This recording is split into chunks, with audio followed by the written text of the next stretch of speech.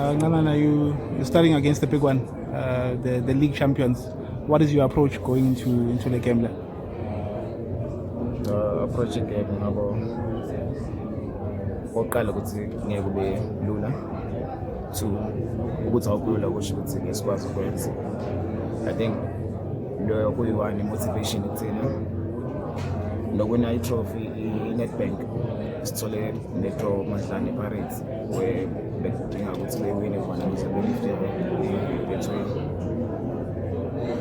kuyi-motivation lokho. Ngiyacabanga ukuthi if soqhubeka lapho sasishiye khona ungasiza kakhulu ukuthi siwine le match. The match last season in Orlando Stadium where you played to a draw, how much of a motivation would that be, looking at the fact that you managed to nullify their attack, with good players like Rile Mofokeng, Police and the likes? How much are you going to reference that match to make sure that you at least come out of Orlando with something?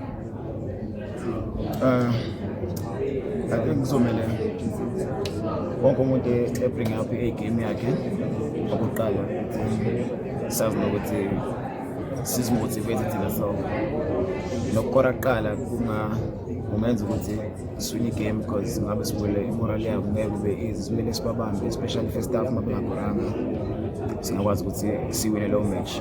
Second half uma kunatha skoranga first half ngiyacabanga ukuthi lokho kodwa kungasimotivate kakhulu and kuphosele. I'm sure usubonile umsindo futhi uzwile umsindo suba nge-interview yakho.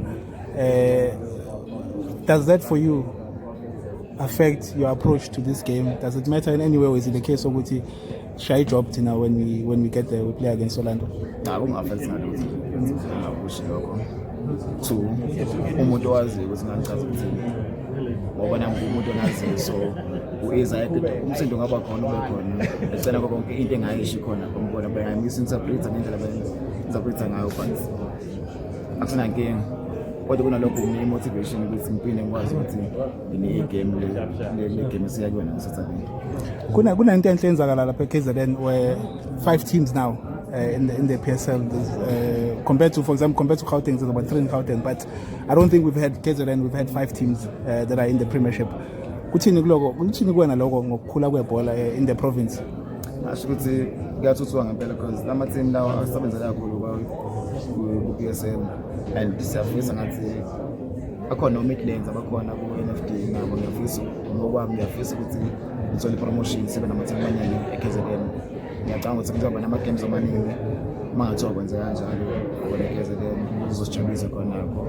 And two, ukuthi thina amongst ama-team lapha e-KZN a-PSL uphinde futhi singale leyo competition yokuthi which team is the best.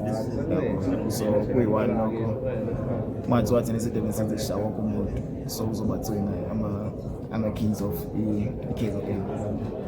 Brother, you've added Shandu, Tashrik Morris, Gaston Sereno. Just what do these guys bring to this team, especially because you'll also be going into the CAF Confed Cup, that experience that they bring?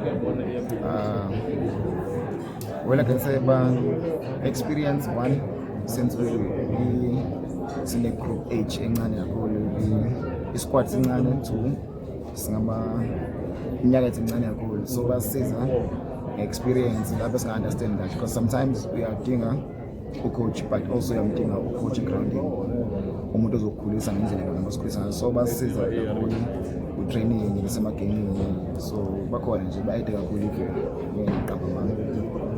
But just to go back to the Lapus that interview that was misinterpreted, maybe if you could clarify, because it was misinterpreted. Maybe when if you must me saying Paris is just the name, I meant when the referee blows a whistle, it's no longer about Sidali Paris or it's just 11v11. So whoever wants it more, so later on.